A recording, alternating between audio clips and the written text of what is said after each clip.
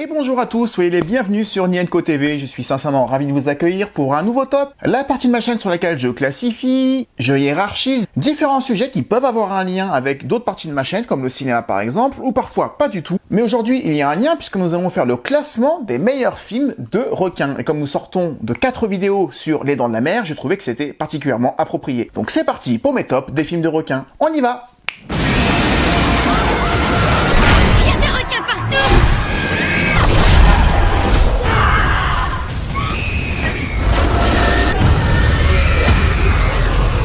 Alors je suis pas un fan de tous les films de requins qui existent, mais je suis quand même un amateur. Quand il y en a un qui sort, je suis assez curieux. Je suis toujours curieux de me mettre à la poursuite de la relève des dents de la mer en termes de qualité, mais je ne prétends pas avoir vu tous les films de requins qui existent pour autant. Il y en a sur lesquels j'ai passé mon tour direct, tout ce qui est Sharknado, etc., où ce sont des films même pas de série B, mais des films de série Z carrément. Je me suis même pas donné la peine de les regarder, parce que ce ne sont pas des films sérieux, ce sont limite des films parodiques. La tempête approche et à vitesse grand V.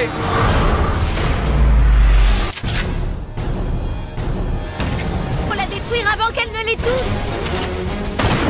Accroche-toi! On peut pas attendre que les requins nous tombent à nouveau sur le coin de la gueule. Et pour moi, un film de requin, c'est pas parce que le sujet est léger, entre guillemets, que t'es obligé de faire ça de façon légère. Il y a aussi les films de série B, comme Jaws 3D qu'on a fait, qui sont des films qui sont vraiment faits pour être des films popcorn, sans grande envergure, mais il y a aussi des films très bien foutus, avec une belle ambition, et j'en ai certains que j'ai retenus, d'autres non. Alors pourquoi est-ce que je vous dis ça? C'est parce qu'il y a sans doute des films que j'ai même pas vus, et qui ça se trouve sont très bons, et dans ce cas ne m'en voulez pas si je les ai pas mis dans le classement. Si je les ai pas mis dans le classement, c'est parce que je ne les ai pas vus. Ceci dit, je me suis acheté sur un coup de tête ce film-là il y a quelques jours de ça, qui s'appelle Great White. We're sinking fast. We're in the current. By morning, we'll be 75 k's from here. Je sais pas pourquoi, j'avais envie de lui laisser sa chance, et ben c'est très très moyen. Et qu'est-ce qu'on s'emmerde? On s'emmerde parce que c'est très très très lent. Alors il y a des beaux panoramas, c'est magnifique quand il y a des plans larges avec la mer, la plage, etc. Mais dès qu'on voit le requin, qui est vraiment pas forcément très bien foutu, parce que beaucoup d'images de synthèse, et ben dans ce cas-là, c'est du déjà vu et revu, et surtout avec des personnages très très creux dont on n'a absolument rien à foutre qu'ils se fassent bouffer ou non. Et c'est le problème de la plupart des films de requins que j'ai vus après Les Dents de la Mer, c'est que si je prends aussi The Reef, qui est aussi un film où on te dit il va y avoir des personnes qui sont larguées en pleine mer à la nage et qui vont être entourées par des requins, qu'est-ce qui se passe pour survivre?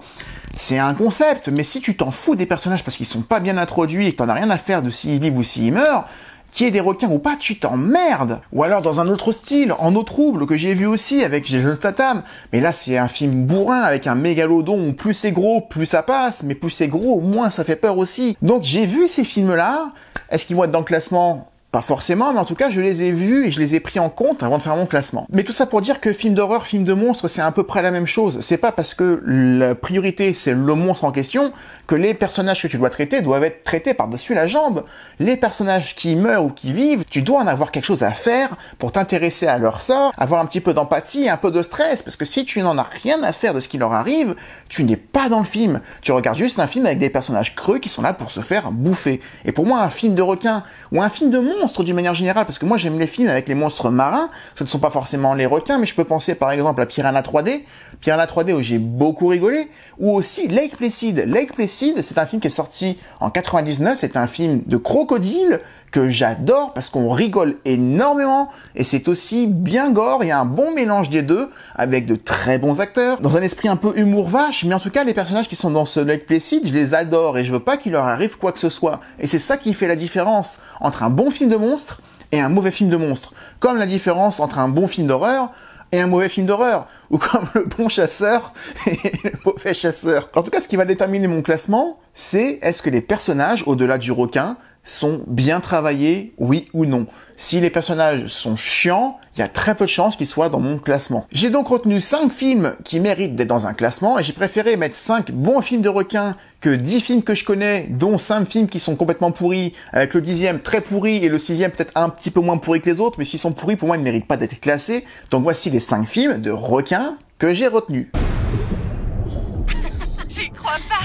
C'est vraiment à couper le souffle. Mon Dieu. Il est immense ce requin. Attends, tu peux me prendre en photo? Ouais. Oh merde, désolé. 47 Meters Down. Excusez-moi, c'est de l'anglais et j'ai pas un terrible accent. Donc 47 Meters Down. Le film qui est là, voilà. Donc ce film qui propose le concept de voir deux nanas dans une cage piégée au fond de la mer, là où on ne voit plus rien et là où il n'y a pas d'oxygène. Donc si j'ai mis ce film en 5e position, outre le fait que je pense qu'il aurait pu être mieux, parce que ces personnages, ces deux nanas qui se retrouvent dans la cage, elles n'avaient aucune raison d'être là, et quelque part quand tu te fous dans la mer toute seule, parce que tu le sens pas mais que tu y vas quand même, et qu'il t'arrive un truc, tu te dis, bien fait. Mais, au-delà du fait qu'effectivement je me sens pas concerné par les personnages, comme je l'ai dit tout à l'heure, il y a un concept très fort dans ce film, et qui est très simple d'ailleurs, et c'est souvent efficace. T'es à 47 mètres de profondeur, du coup, dans une cage immergée, dans le noir absolu, entouré de requins, sans possibilité de communiquer avec la surface. Et là, du coup, le film se base sur ce huis clos. Comment sortir de là? Il y a des gens qui vont essayer de les aider, qui vont pas y arriver. Il y a l'oxygène qui commence à se faire rare. Quand il n'y a pas d'oxygène, tu commences un peu à halluciner. Tu vas devoir sortir de la cage pour essayer de capter un signal pour pouvoir communiquer avec l'extérieur, mais tu vas devoir revenir très vite parce qu'il y a le requin qui est là. Pendant 1 heure, t'es quand même avec elle, enfermée dans cette cage. C'est très compliqué pour elle de communiquer, mais en même temps, comme elles ont rien à foutre là, t'as pas vraiment d'empathie pour ce qui pourrait lui arriver. Mais j'ai choisi de le mettre en 5e position parce que ce film a quand même un concept qui mérite d'être vu, à savoir un film qui se passe vraiment sous l'eau. C'est un peu comme le film Fun Game où tu es dans une cabine téléphonique à la merci d'un malade qui te tient avec un sniper. Pendant 1 heure, le but, ça va être de sortir de la cabine. Là, c'est la même chose, ça va être de sortir de la cage.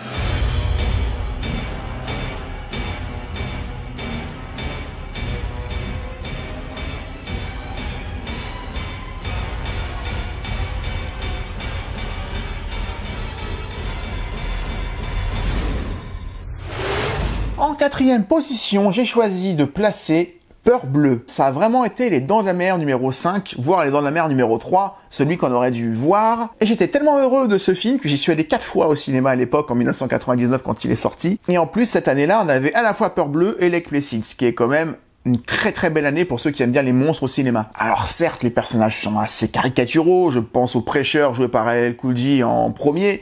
Je me le suis regardé tout à l'heure d'ailleurs pour préparer la vidéo, mais même si les personnages sont caricaturaux, ça n'empêche pas qu'ils soient attachants. T'as pas envie que la plupart se fassent bouffer. La musique est vraiment excellente, elle est à la fois flippante parce qu'ils ont réussi à trouver un autre thème de requin dans le style des Dents de la Mer mais qui ne l'est pas complètement. Et t'as aussi une musique très mélodique, très mélodieuse, très jolie.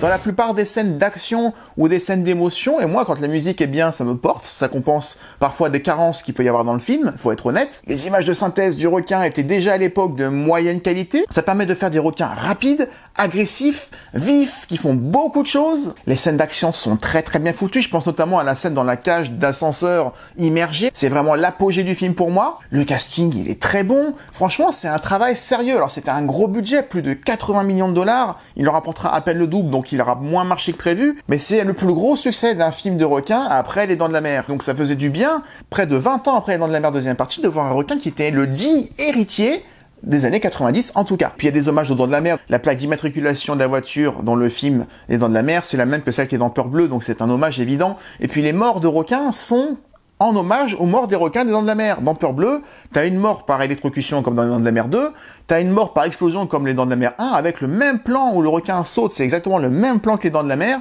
Donc c'est vraiment un film qui se veut dans la continuité, dans le même esprit, dans la même ambition, en beaucoup moins maîtrisé parce que ce n'est pas Spielberg qui a la réalisation, mais Peur Bleue, c'est un très bon film de requin, c'est un film qui se regarde encore aujourd'hui avec plaisir, et bah moi j'aime beaucoup Peur Bleue. En 3e position, j'ai placé Les Dents de la Mer, deuxième partie. Alors je vous renvoie vers ma vidéo consacrée au film si vous ne l'aviez pas vu, parce que je vais pas tout refaire, je vais pas tout redire, mais globalement la réalisation de Janos Vark qui ne copie pas celle de Spielberg en choisissant de montrer davantage le requin, mais en gardant l'esprit du premier avec cette île d'amitié qui est préservée, qui est la même, avec les mêmes personnages secondaires, ce même côté authentique des autochtones, avec toujours la musique de John Williams, et ben je trouve que Les Dents de la Mer deuxième partie, c'est typiquement la bonne suite qu'il faut faire suite à un premier film qui a très bien marché, de la même manière que Cameron le fera pour Aliens le retour, c'est-à-dire accepter de ne pas aller dans l'horreur et aller un peu plus dans l'action pour ne pas faire la même chose et ne pas souffrir de la comparaison.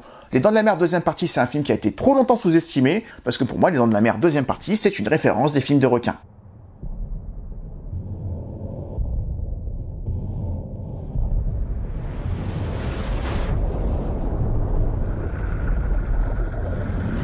En deuxième position, je place Instinct de survie. Alors, Instinct de survie, ça a été une vraie claque. J'ai été le voir au cinéma et j'ai bien flippé.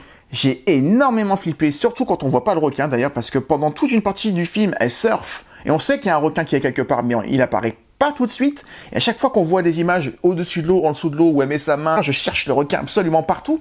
Et c'est la première fois depuis Les Dents de la Mer, premier du nom, que j'ai peur du requin sans l'avoir vu et sans qu'il soit là. Le fait de savoir qu'il va être là, j'ai peur. Donc je n'ai peur de ce que je ne vois pas. Et ça, je ne l'ai pas ressenti encore une fois depuis le premier Dents de la Mer. Et puis il y a ce côté huis clos aussi, non pas sous l'eau comme 47 mètres d'eau, mais sur ce petit bout de rocher où elle est obligée de se soigner, de se coudre elle-même ses plaies, de se faire un garrot grâce à sa combinaison. C'est vraiment un mode survie dans ce film-là, avec cette petite mouette blessée qui, je crois que c'est elle qui fait toute la différence. La petite mouette blessée qui est avec elle sur ce rocher. C'est ça qui fait tenir la nana, c'est parce qu'elle a de la compagnie, cette petite mouette qui est avec elle, qui est dans la même galère qu'elle, avec le requin qui tourne autour, le rocher qui est à peine immergé, qui est coupant, il y a des récifs de corail juste en dessous qui te bouffent les pieds. Les victimes qui sont tout autour sont super bien foutues, à la fois ce clodo qui, au lieu de la sauver, vole ses affaires mais se fait bouffer, se fait couper en deux. Les deux plongeurs qui reviennent juste après et qui se font choper par le requin qui sort hors de l'eau, c'est une super scène. La mort du requin en elle-même, enfin une mort digne des Dents de la Mer 1 et 2, parce que je la trouve super bien foutue. Tout est bon dans ce film. C'est juste bien écrit, c'est très simple, c'est très sobre, c'est magnifique à l'écran, c'est très bien joué. Et encore une fois, cette relation avec cette femme et cette mouette, ça m'a fait quelque chose. Et je voulais pas que la mouette meure. C'est ça qui est génial, c'est qu'évidemment la nana, je ne voulais pas qu'elle meure, parce qu'elle ne méritait pas.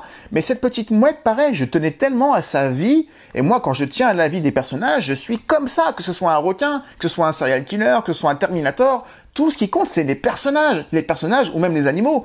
Pas touche aux animaux dans les films, sinon je me sens mal. Là, ça a très bien réussi. Il y a un bon personnage, la nana, et cette petite mouette, et le requin, il est très bien foutu, il fait flipper, il est gros, et sa mort, elle est très bien.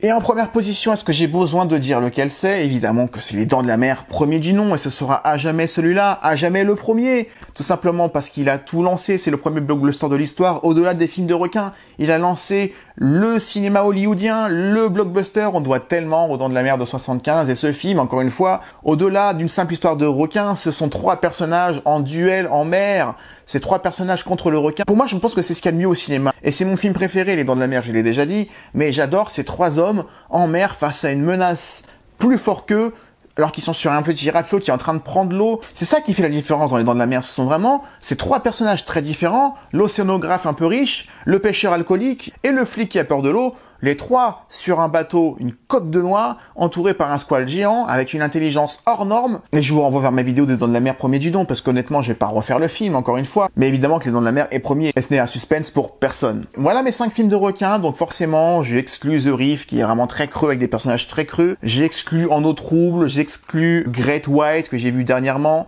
J'ai exclu Les Dents de la Mer 3D et Les Dents de la Mer La Revanche, donc j'en ai vu une dizaine, peut-être même un peu plus des films de requins. Il y en a encore d'autres que j'ai pas vraiment vu, qui sont sortis entre 2010 et 2015. Alors j'ai pas vu Open Water, j'ai pas vu Shark 3D, parce que Shark 3D déjà, je pense que tout est dans le titre. La dernière fois qu'on a fait la 3D avec des requins, c'était pas génial.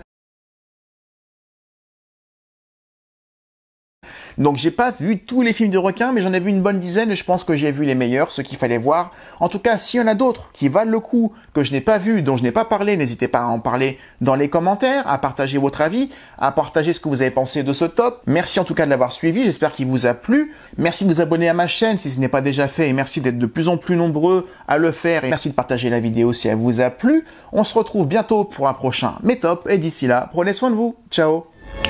Smile, you son of a bitch!